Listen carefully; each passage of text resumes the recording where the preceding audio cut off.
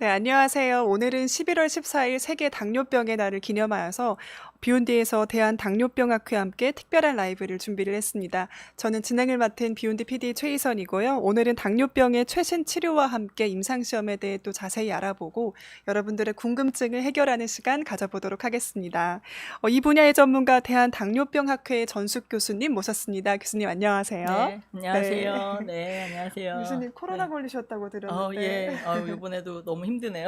네. 제 목소리가 좀 맑지 않아도 우리 지금 구독자님께서 좀 이해를 해주시면 감사하겠습니다. 네, 네. 고맙습니다. 그래도 모시기 어려운 교수님 모셔가지고. 아닙니다. 네. 또 저희 구독자분들께 간단하게 소개해 주실 수 있을까요? 예.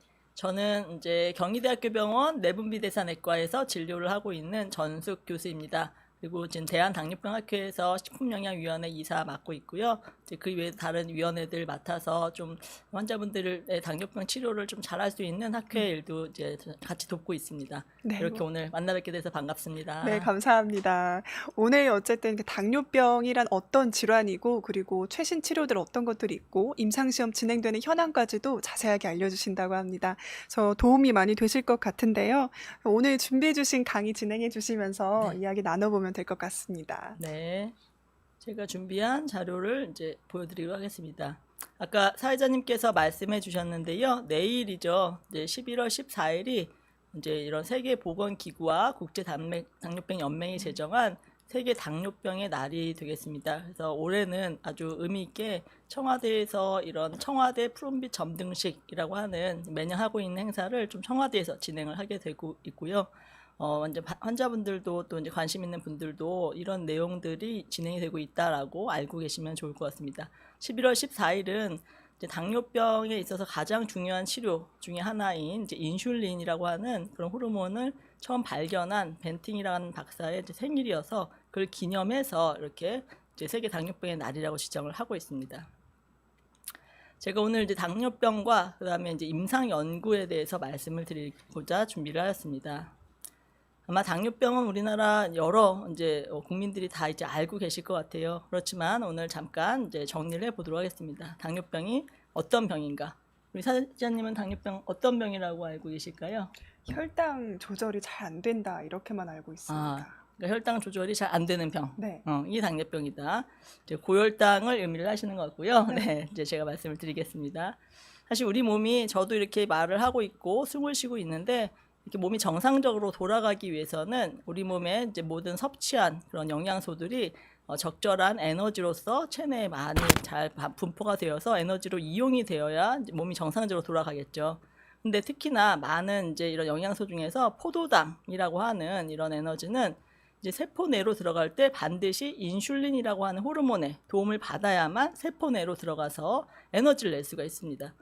따라서 우리 몸이 이렇게 잘 유지되는 데 있어서는 잘 먹는 것도 중요한데요. 중요한 것은 먹은 것이 세포로 들어가기 위한 인슐린이 제대로 분비되고 제대로 작동해야 된다는 거. 이게 이제 상당히 중요하다라고 말씀을 드릴 수 있겠습니다. 네, 즉 우리가 먹은 것들이 모두 소화가 되어서 작은 영양소로 다 이제 잘게 분해가 되는데 그 중에 가장 작은 이제 탄수화물의 이제 뭐 요소 이제 작은 분해물인 포도당은 혈관을 잘 지나가다가 죄송합니다. 이제 이렇게 간, 근육, 지방, 온 몸에 필요한 곳에 들어가서 일을 해야 되는 거죠. 근데 여기에 인슐린이라는 호르몬이 적절하게 작용을 해야지만 이렇게 온몸에 들어가서 에너지를 낼 수 있다라고 생각을 하시면 될 것 같고요. 당뇨병 환자의 경우에는 이 보면 인슐린이 지금 잠을 자고 있죠. 근데 보면은 혈관 안에는 이렇게 포도당이 막 쌓여 있습니다. 근데 포도당이 쌓여 있는 상황, 즉 혈당이 높아져 있는 상황인데 아무리 많이 먹어서 혈당이 높게 혈관에 있어도 이런 것들이 세포 안으로 들어가기 위해서 인슐린이 일을 해주어야 되는데요. 인슐린이 아예 안 나오는 경우 또는 인슐린이 제대로 작동하지 않는 경우는 세포 속으로 이런 포도당이 들어가지 못해서 에너지가 생성이 안 되는 그런 상황이 바로 당뇨병 환자의 상황이라고 이제 저희가 모식적으로 말씀을 드리고 있습니다.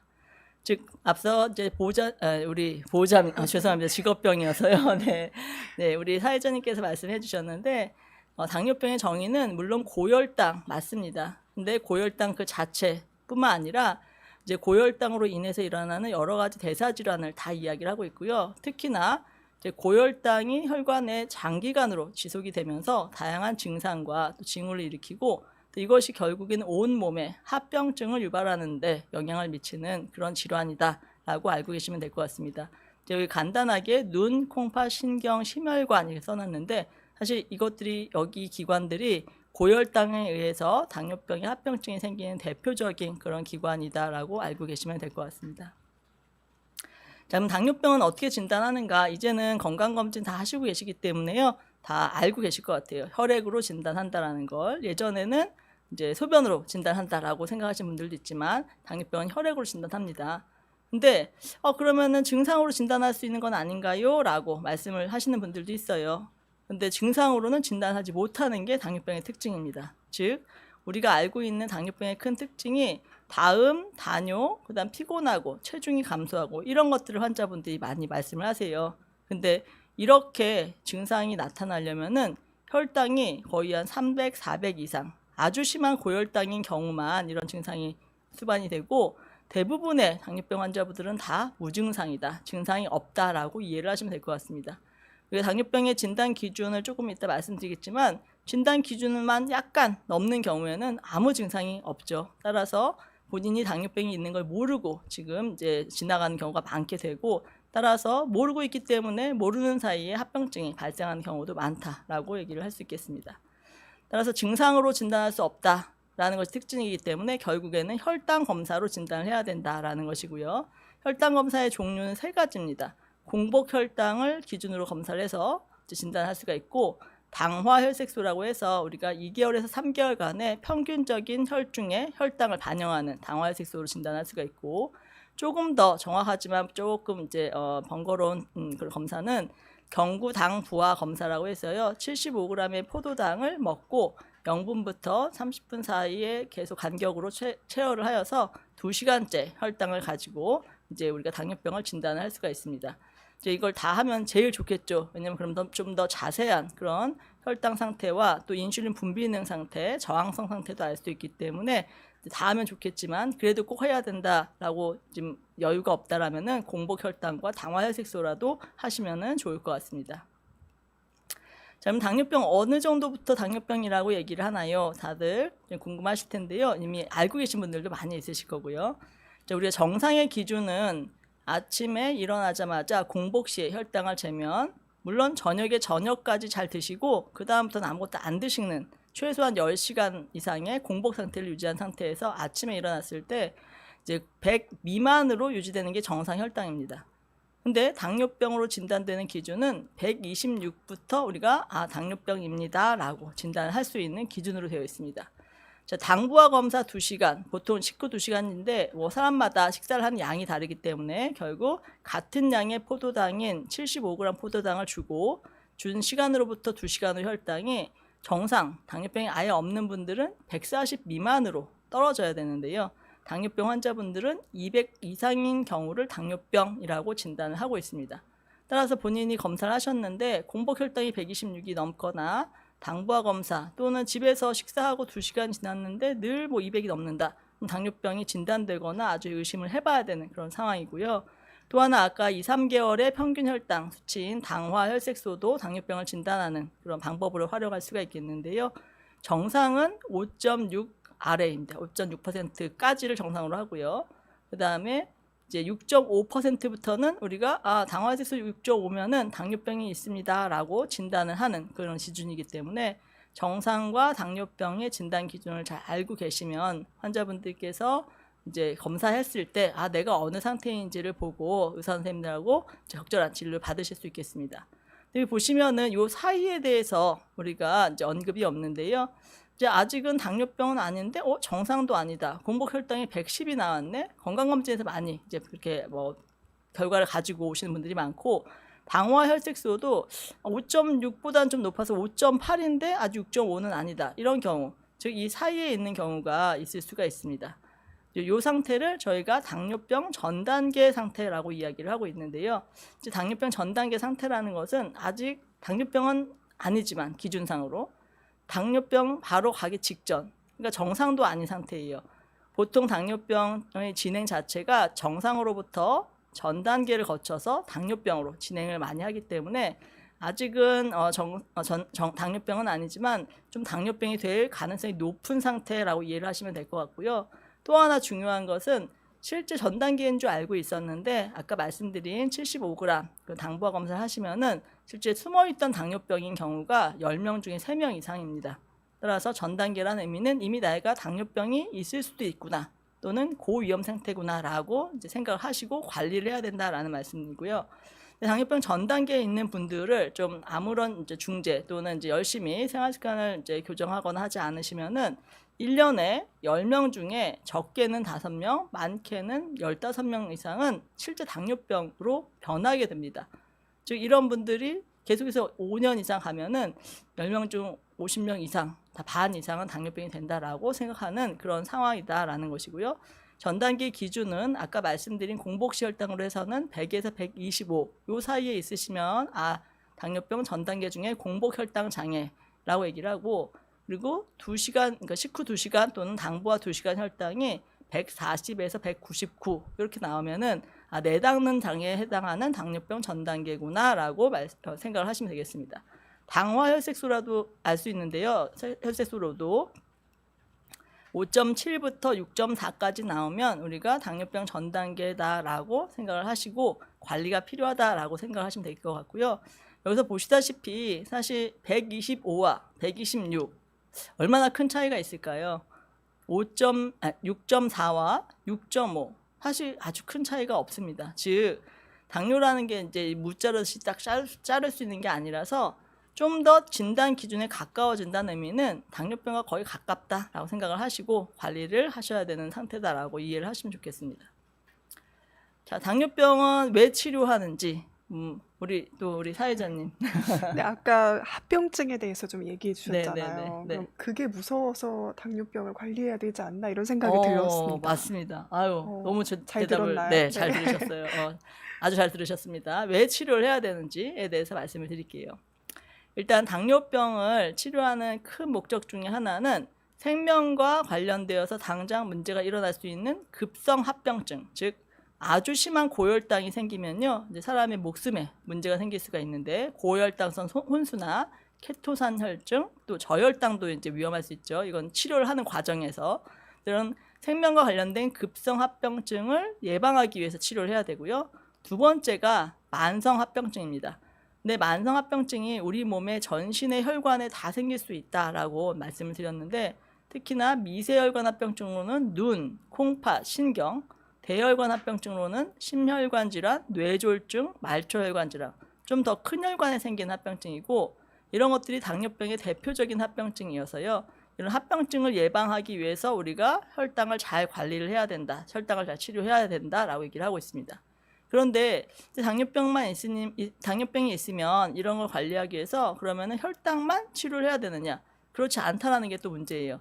당뇨병은 동반해서 고혈압과 이상지질 혈증을 같이 동반하고 있는 경우가 거의 반에서 거의 80% 이상이 됩니다.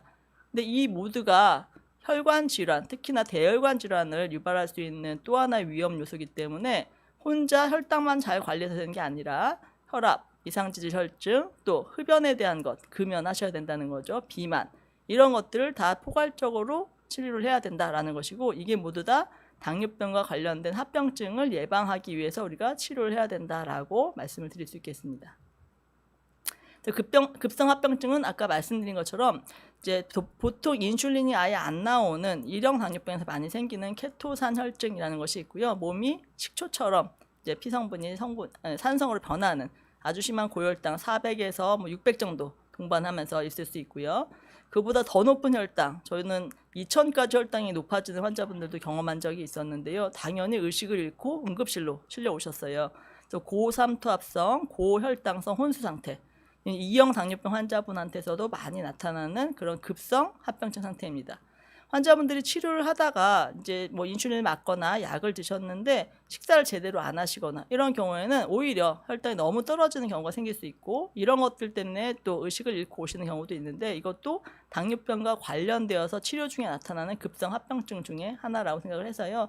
생명에 위협이 되는 이런 급성 합병증이 생기지 않도록 잘 관리하는 것이 일단 당뇨병에 있어서 중요한 치료 목적 중에 하나이다라고 정리할 수 있겠고, 두 번째가 만성합병증. 아까 말씀드렸었죠.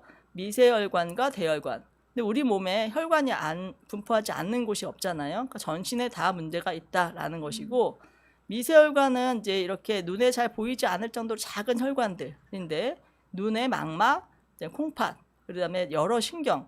신경이라는 것은 우리 말초신경도 있고 심장신경도 있고 위에도 자율신경이 있어서 아주 많은 곳에 다 이제 당뇨병과 관련된 합병증이 나타날 수 있다라는 걸 의미를 합니다.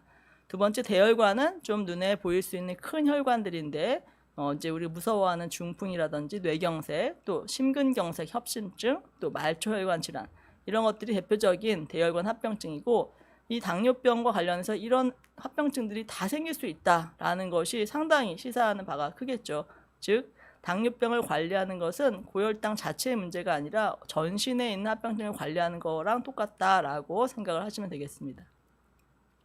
제가 당뇨병 망막증 사진을 몇 장 보여드리는데요. 이제 실제 이제 건강한 눈 같은 경우에는 시신경이 있고 혈관이 있고 시야가 잘 맺힐 수 있도록 여기 황반 부위가 있습니다. 망막이 있고요. 근데 여기에 혈당 조절이 잘 되지 않으면은 여러분 잘 보이실지 모르겠지만 아주 작은 조그만 출혈이나 이상한 혈관들이 생기기 시작해요. 근데 고혈당이 계속해서 조절이 잘 안 되고 시간이 점점 흐르면 그 출혈이 좀 더 많아지죠. 여기 참 빨간색 점들이 보이죠. 이상한 혈관이 생기거나 출혈이 지금 일어나고 있고요. 근데 이렇게 출혈이 있을 때까지도 사실 환자분들은 아무런 증상이 없습니다. 잘 보여요. 그러니까 나는 병이 없구나 라고 생각하고 있으시다가 어느 날 갑자기 선생님 눈이 안 보여요 그러고 오세요.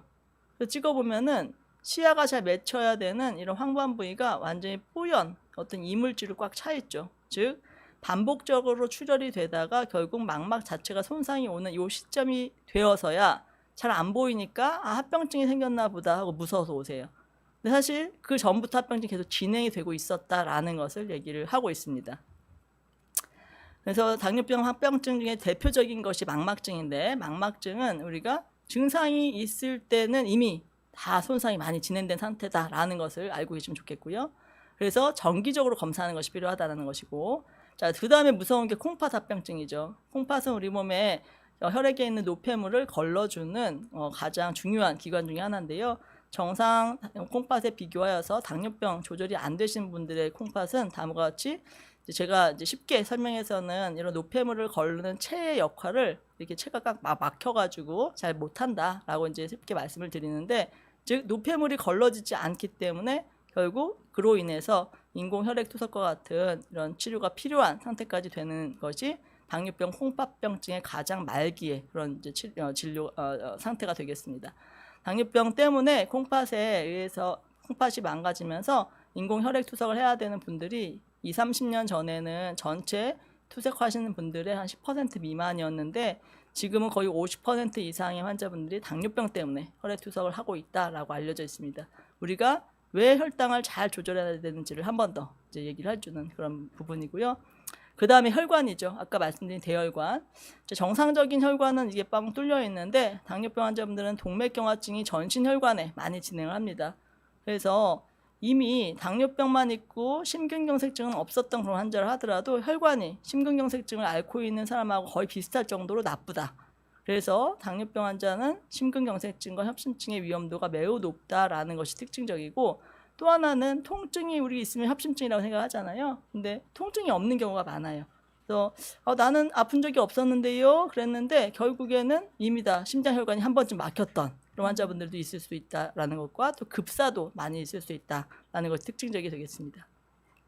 마지막으로는 말초혈관도 문제인데요. 보시다시피 좀 험악한 사진이죠. 다리로 가는 혈관이 막혀 있는데 여기 이제 티눈이 있는 걸 뜯으신 거예요.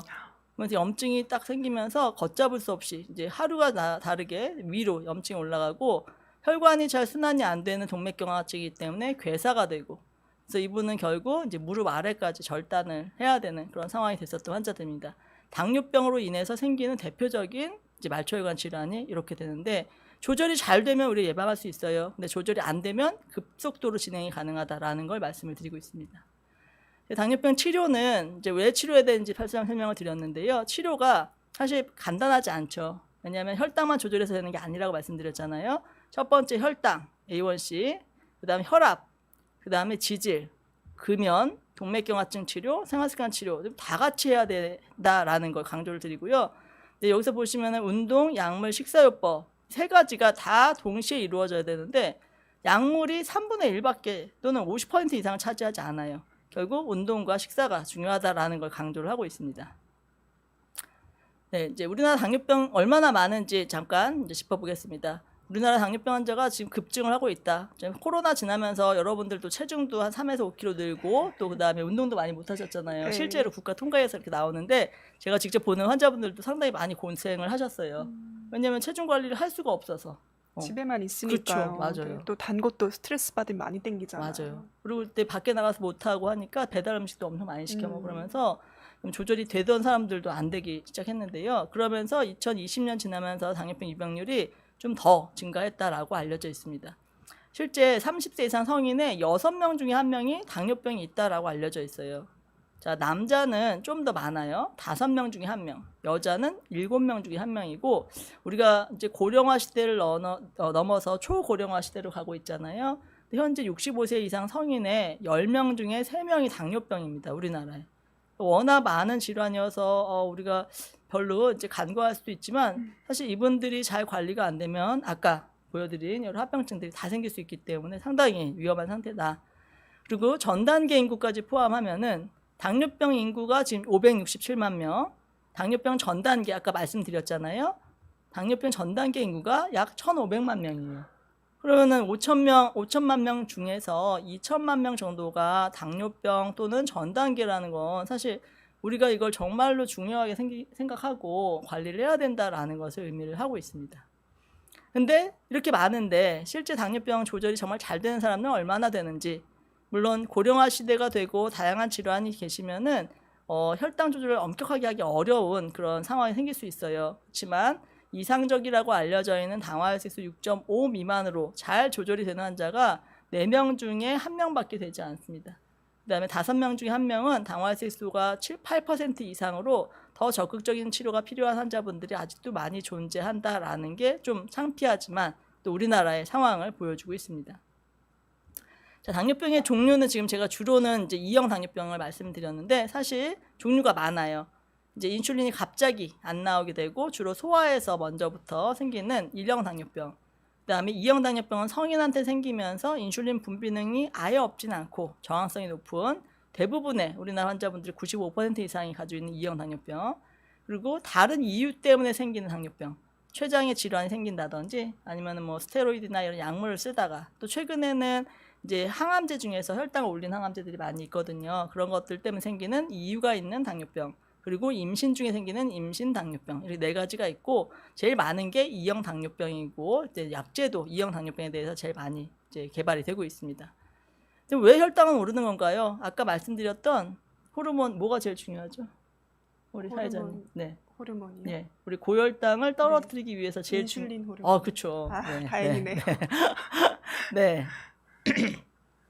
인슐린이 가장 중요한데요. 우리 몸에서 인슐린이 잘 안 나오는 상황이 되거나 또는 인슐린에 대해서 작동이 잘 몸이 안 되는 상황, 그걸 인슐린 저항성이라고 얘기하는데 이 2가지가 가장 큰 원인이라고 알려져 있습니다. 그렇지만 최근엔 그 인슐린에 대한 부분뿐만 아니라 다양한 호르몬 중에 인크레틴이라는 호르몬이 우리 몸에서 잘 작동이 안 되는 상황, 또 콩팥에서 포도당의 재흡수가 좀 적게 일어나야 되는데 영양분이 적으니까 콩팥으로 빠져나가야 되는 포도당을 혈액으로 계속 재흡수를 해서 그것 때문에 혈당이 좀 더 올라가는 그런 기전, 그다음에 여러 가지 신경 전달 물질의 이상이라든지 또 글루카곤 이런 것들에 대해서 다양한 기전이 고혈당을 일으키는 데 작용한다라고 점차 더 많은 이유들이 알려지고 있습니다.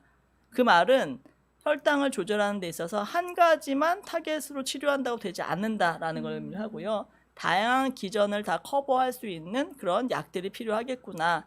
그리고 한 명 환자마다 그 가지고 있는 병태 생리의 정도가 좀 다릅니다. 어떤 사람은 인슐린 분비가 더 문제고 어떤 사람은 인슐린 저항성이 더 문제고, 따라서 그런 것들을 이제 우리가 고려해서 약들이 필요하다라고 말씀을 드릴 수 있겠고요. 사실 당뇨병을 알게 된 시점, 우리가 보통 혈당 검사를 해서 이제 당뇨병인 걸 이제 알게 됐어요. 오늘이라도.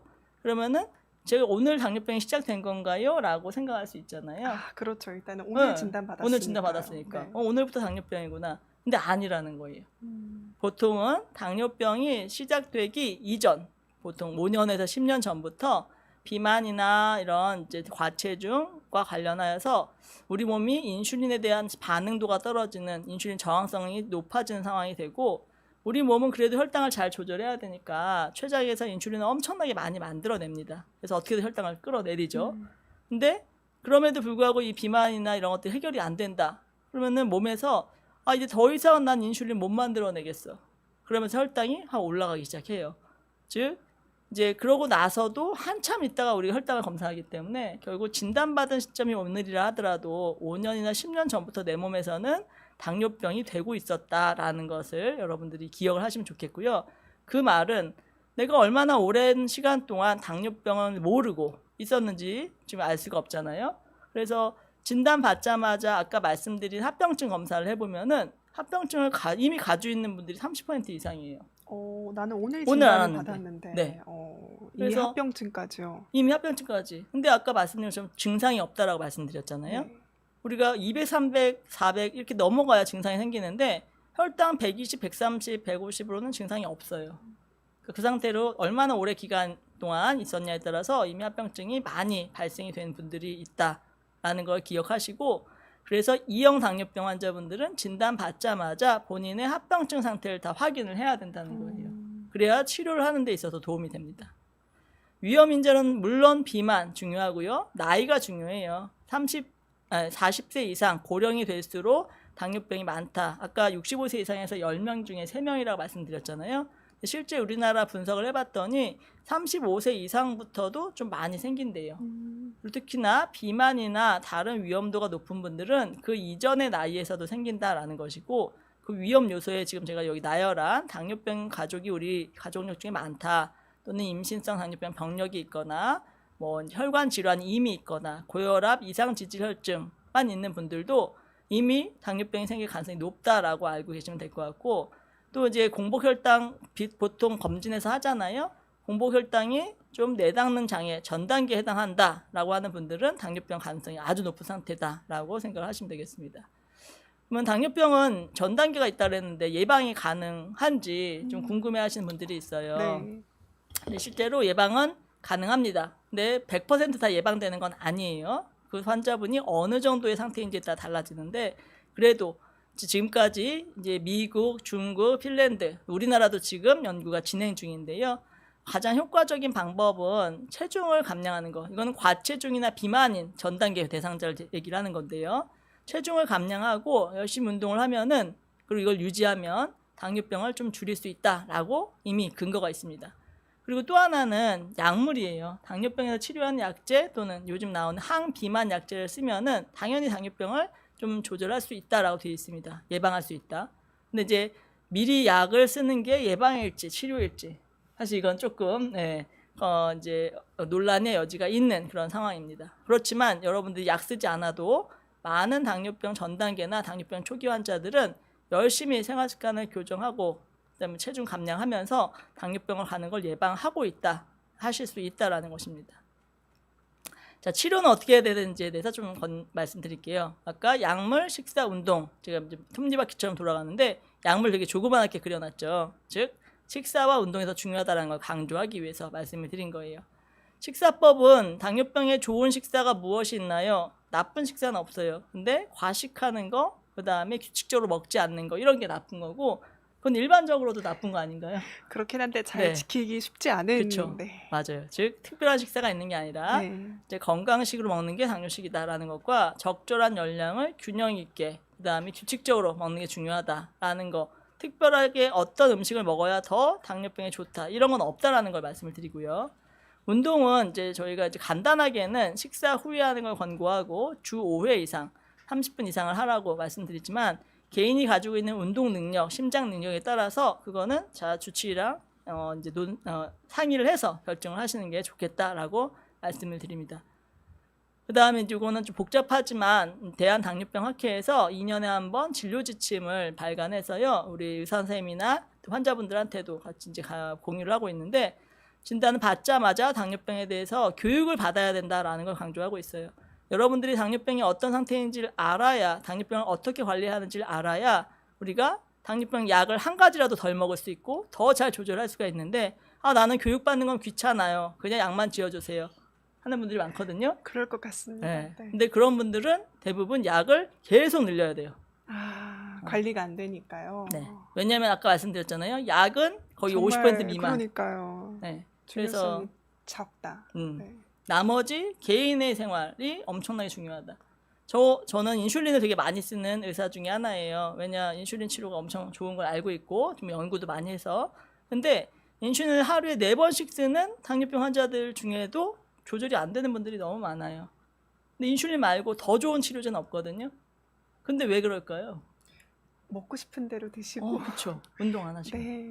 그러니까 본인의 생활 관리를 하나도 안 하고 인슐린만 맞는다고 해서 해결되는 게 아닌데 교육을 안 받고 안 받으려고 하시고 또 지키지 않으시면은 사실 우리가 원하는 그런 최선의 결과를 얻기가 어렵다라는 것이고요. 또 당뇨병 환자분들 중에서 이미 심혈관 질환이 있거나 요즘 신부전이 있거나 또 콩팥병이 있거나 단백뇨가 있다면은 거기에 대한 이득이 증명된 약을 우선적으로 쓰는 것을 권고를 하고 있어요. 그렇지만 이런 약들이 혈당을 다 또 잘 떨어뜨리는 건 아니어서 혈당이 높은 거에 대한 치료와 또 합병증을 예방하기 위한 치료들이 좀 복합적으로 포괄적으로 이루어져야 된다라고 얘기를 하고 있습니다. 따라서 당뇨병의 치료에 중요한 것은 일단 식사와 운동 기반을 한 생활습관 교정이 아주 중요하다는 것과 약물, 여기 엄청 많은 약이 나열이 되어 있잖아요. 근데 보시다시피 많은 약제 중에 나에게 어떤 약제가 맞는지는 그 환자마다 다 달라요. 그걸 이제 알기 위해서 의사 선생님이 여러 검사도 하고 환자분의 상태를 파악하기도 하고 또 영양 상태를 조사하기도 하고요. 그 외에 이제 인슐린 주사가 있고 또 최근에 각광을 받고 있는 인크레틴 치료제, 주사제 중에는 GLP-1 수용체 작용제 같은 게 있을 수 있고요. 요즘 또 비만 치료를 잘하면 당뇨를 조절할 수 있다라는 게 화두가 되고 있어요. 그래서 약물적인 치료와 비만 수술도 당뇨병의 치료 선택의 어떤 옵션으로 우리가 생각을 할 수 있겠다. 근데 그럼 나에게 가장 적절한 그런 치료는 무엇인지는 그거는 환자분마다 좀 다르기 때문에 의사 선생님하고 상의가 필요하다라고 말씀드리겠습니다. 네, 지금까지 이렇게 당뇨병에 대해서 정말 어떤 질환인지 자세하게 설명해 주시고 또 치료는 어떻게 진행하고 네. 있는지도 설명을 해 주셨는데요. 그럼 이제 궁금한 게 임상시험에 관한 내용이거든요. 예. 네. 네. 아까 인슐린보다 좋은 치료제는 없다고 말씀해 주셨는데 네. 그러면 임상시험은 어떤 방법으로 네. 또 어떤 목적으로 진행되고 있는지 네. 설명해 주시면 좋을 것 같습니다. 네. 네. 일단은 저희가 아까 당뇨병 치료를 하면서 혈당 조절을 잘하면 급성합병증, 만성합병증 예방할 수 있다. 당뇨병 전 단계에서 당뇨병을 하는 걸 예방할 수 있다라고 말씀을 드렸잖아요. 제가 그런 말씀을 어떻게 드릴 수 있게 되었을까요?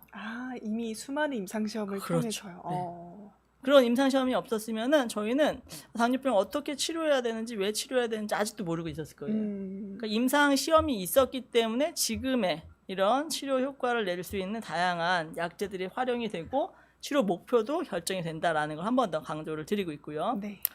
우리나라는 아니지만 왜냐면 우리나라가 이렇게 당뇨병에 대해서 유병률이 높아지고 관심이 많게 된 거는 거의 한 10년, 20년밖에 안 돼요.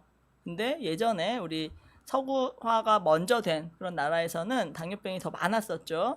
그래서 이미 아주 중요한 임상 연구가 1형 당뇨병에 대해서는 DCCT라고 하는 연구, 2형 당뇨병에 대해서는 UKPDS 영국에서 이루어졌고 구마모토 일본, 그다음 어드밴스, 그다음 호주, 그다음 어코드 VADT 같은 또 이런 대표적인 이름의 연구들이 이미 다 20년, 30년 사이에 이루어져서 이걸 근거로 제가 당화혈색소는 얼마를 목표로 어떻게 치료해야 되는지 말씀을 드릴 수가 있었던 것입니다.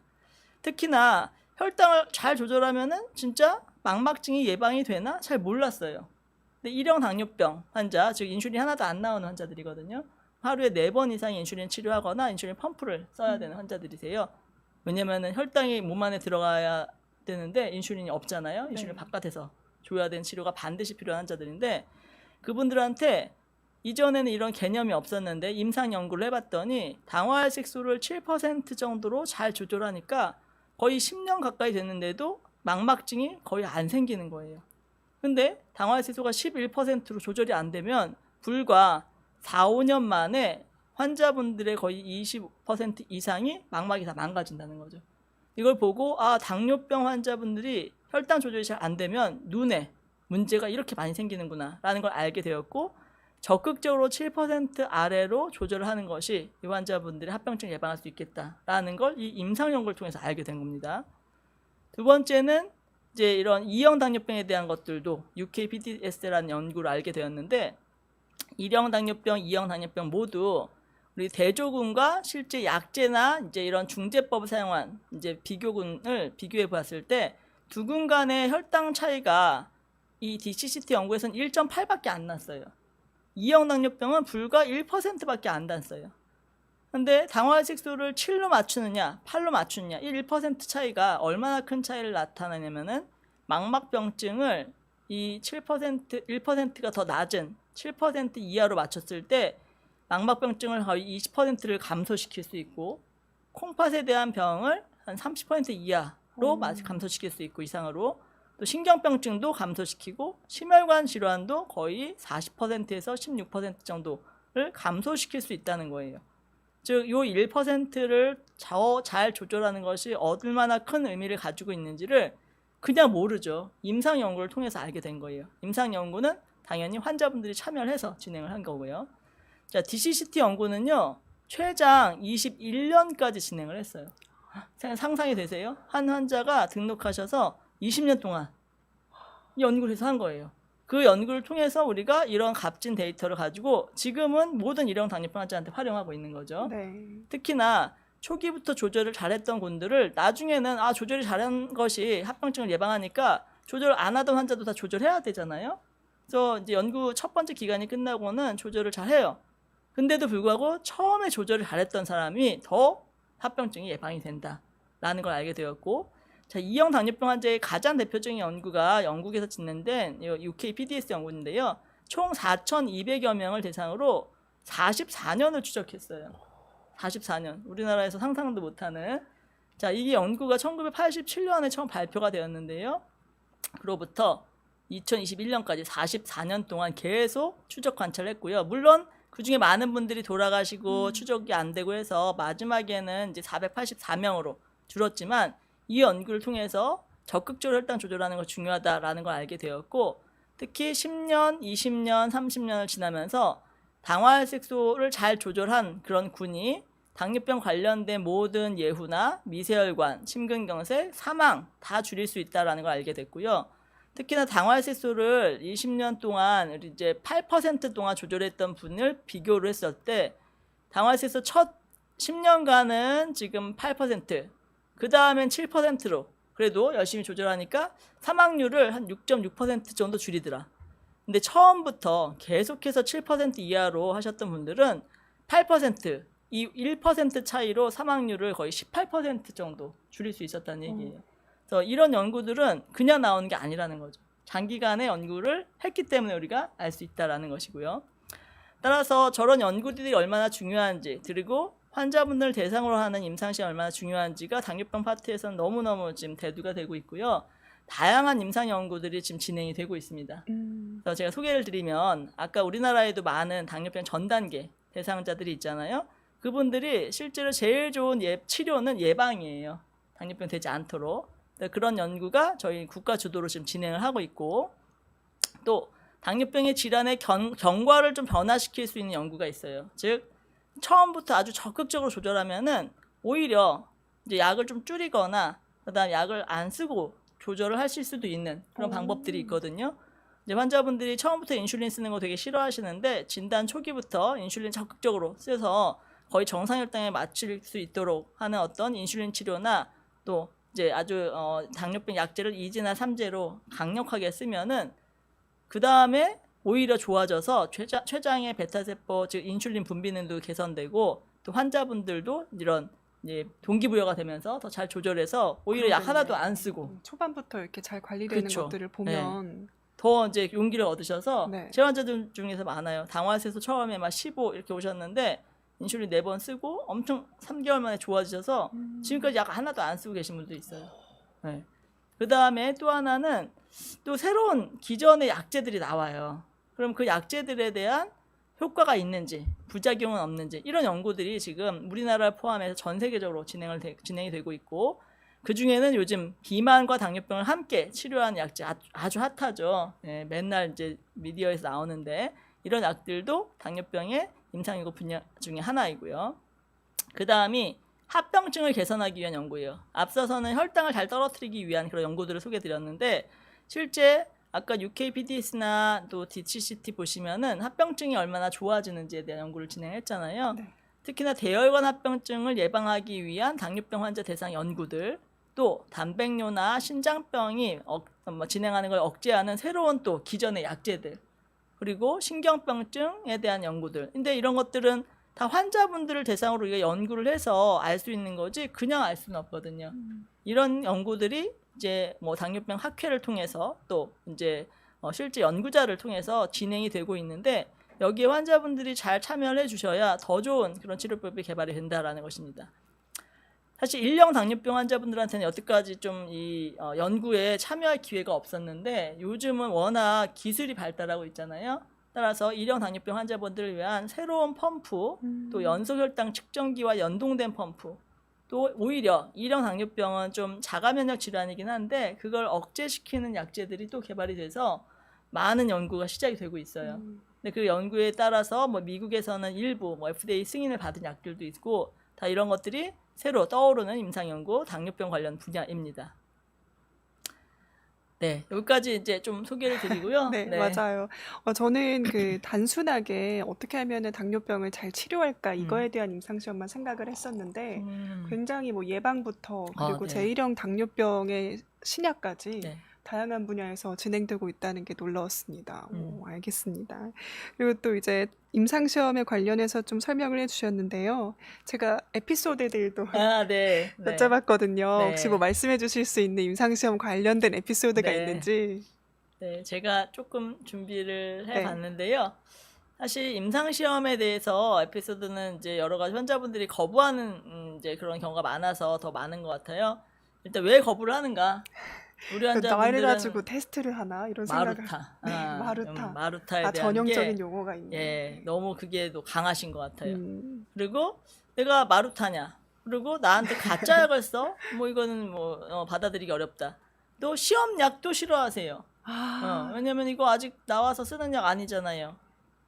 근데 다 이런 과정을 거쳐서 나오게 되는데 네. 거기에 대해서 이제 받아들이지 못하고, 또 이제 예전에도 경험했던 케이스인데요. 지금은 진짜 구하기도 어려운 그런 약인데, 그 당시에 제가 그 신약에 대한 연구를 하고 있었는데, 환자분들이 이제 실제 그 약과 무관한 부작용을 나 이 약 먹다가 생겼어요.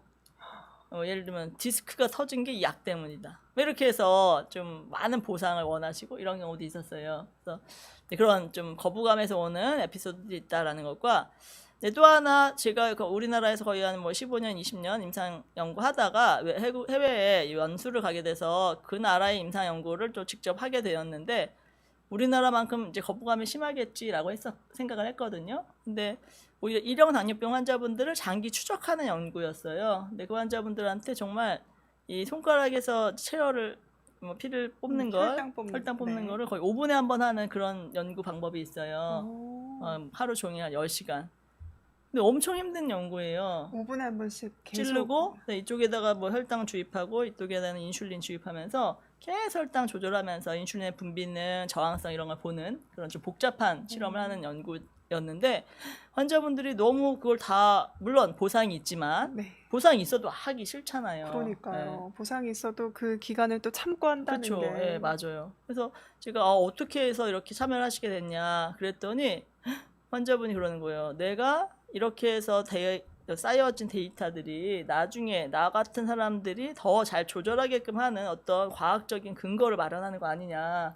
그걸 환자분이 얘기를 하시더라고요. 제가 교수님이 가장 듣고 싶은. 네. 그래서 너무 깜짝 놀랐어요. 그래서 그러네요. 이런 인식의 전환이 진짜 필요하다라는 그런 생각을 했었고요. 그다음 환자분들은 실제로 처음에는 되게 꺼려하고 우리 가족이 반대해요, 자제분들이 네. 반대해요 이러고 맞아요. 하시는데 걱정되실 수 있습니다. 맞아요. 그러나 이제 보호되지 않은 연구들이 많았기 때문에 근데 네. 요즘은 저도 연구자들도 많이 바뀌고 저희도 계속 노력을 해야 되지만 실제로 임상 연구 참여를 할 때만 조절이 잘 되는 환자분들이 많아요. 왜냐면은 의사와 의료진이 계속해서 신경을 쓰거든요. 네. 그게 위약이라 하더라도. 네. 그래서 이제 오히려 더 관리를 잘 할 수 있게 됐다라고 생각하시는 경우가 많고 그 이유는 라포 형성이 잘 되고 잘 따라오시면서 그렇게 되는 경우가 많아서 일단 임상시험에 대한 저의 생각을 정리해서 말씀드리면 사실 피험자 안전을 보장하는 여러 연구 계획에서부터 진행에 있어서 제도적 정비는 당연해요. 그렇지만 우리가 좋은 치료제가 나오기 위해서는 좋은 연구가 선행이 되어야 한다라는 거를 국민적으로 인식을 좀 전환을 한다면 우리나라에서도 정말 좋은 약제들에 대한 연구를 진행하고 좋은 약제를 개발해서 더 많은 환자분들이 혜택을 볼 수 있는 그런 기회가 주어질 거라고 생각을 하고 있습니다. 네, 감사합니다. 네. 당뇨병 유병률이 굉장히 기하급수적으로 늘어나고 네. 있는데 이런 때 또 잘 관리하고 또 치료할 수 있는 임상시험들이 잘 진행되고 있다니까 너무 좋은 것 같습니다. 네. 준비해 주신 강의는 여기까지고요. 네, 네, 또 네. 하시는 동안 질문 남겨주신 것들이 있어서 몇 가지만 받고 마무리해보면 좋을 것 같습니다. 네. 당뇨가 이미 좋은 치료제가 많은 것으로 알고 있는데 임상시험이 많이 지금 현재 진행되고 있는지 궁금하다고 질문해 주셨네요. 네.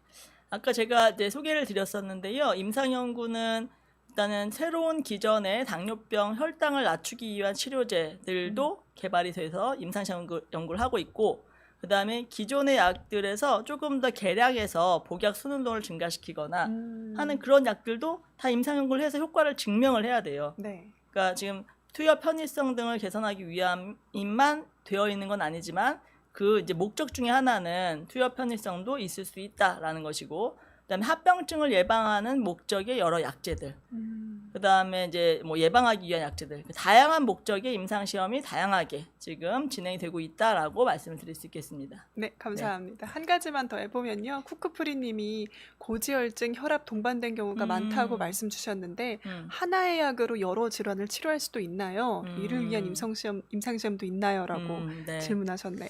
네, 일단은 하나의 약으로 이제 비만과 당뇨가 같이 결합해서 생기는 다양한 질환을 함께 치료할 수 있는 약들이 있어요, 있기는. 체중이 왕창 줄어드는 약들. 체중이 줄어들면서 고지혈증, 고혈압, 당뇨 다 좋아지겠죠? 네. 예.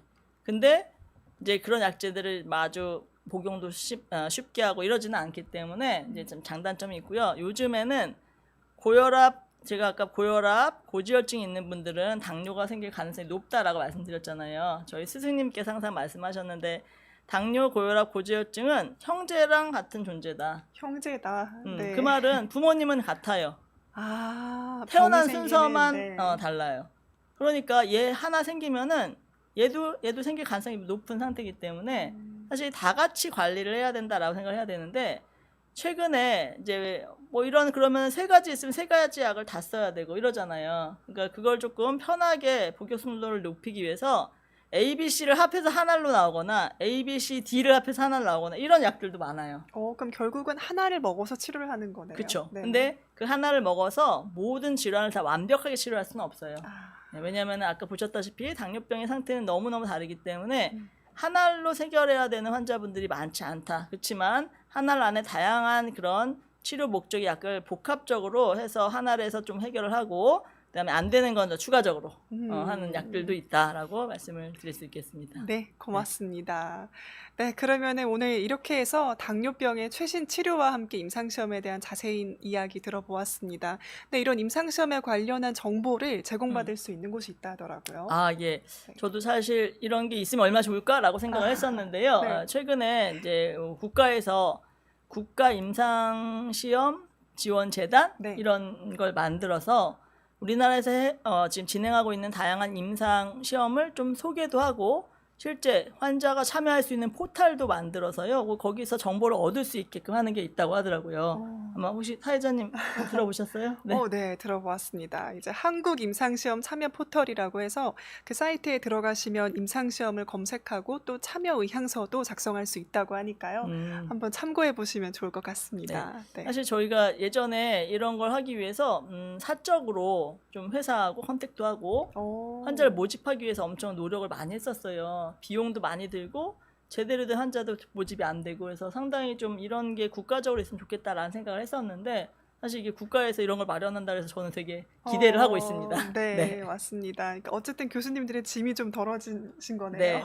그렇지만 네. 이제 여기에서 정보를 주신 걸로 환자분들이 무조건 다 등록하실 수 있는 건 아니에요. 네. 왜냐면은 질환을 가진 분들의 상황에 따라서 이 선정 연구에 들어올 수 있는 기준을 만족하는지를 저희가 또 다 검사를 해야 되니까 어떤 연구가 있는지를 거기서 확인하시고 연락을 하셔서 본인이 할 수 있나 없나를 한번 보시는 그런 용도가 되지 않을까 싶습니다. 네, 맞습니다. 그럼 한국 임상시험 참여 포털을 통해서 자세한 내용 확인해 보시면 좋겠습니다.